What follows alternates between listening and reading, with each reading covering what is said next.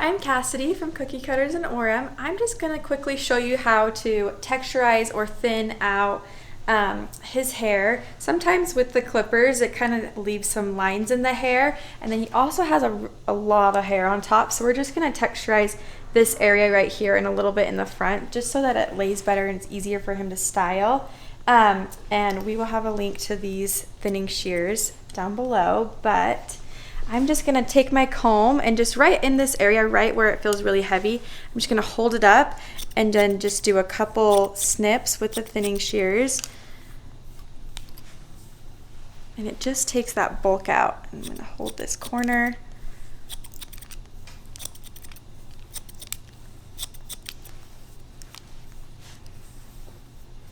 And I also like to hold it up and do it in the front as well.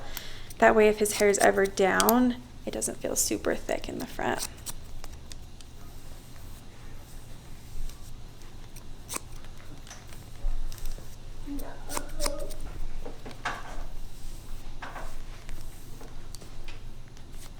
And then I also like to do it right here in this back cowlick. We took his really short, so sometimes it has a little bit of a clipper mark and it is just really thick and heavy. So I'm gonna do that same thing. I'm just gonna go through this whole area and just do a few snips.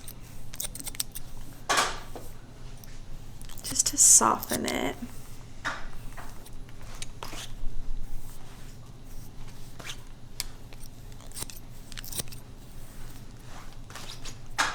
And when I do this, I am just holding it up and just doing the ends. I don't ever want to just go in and cut, then it will create holes in his hair. So just holding the ends up and just gliding across the ends.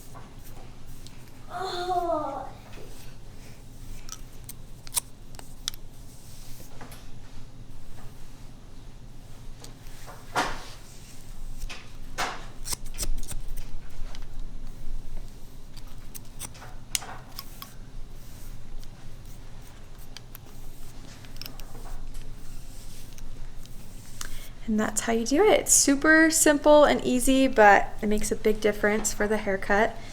Just makes it look a little bit cleaner and last a little bit longer. So is there a reason you didn't do the other side? This side, he has a disconnected part, so we want to make sure this whole section right here is long enough to comb it over. Oh, okay. But this side over here is where we blended it, so we want to make sure it doesn't lay heavy over on that side. So you basically want to do the ends and not near the hairline or Yes. the scalp? Or Yep, just the ends. Yep, Okay. we're just texturizing the ends to soften those. All right, thank you so much. That's all. Thank you.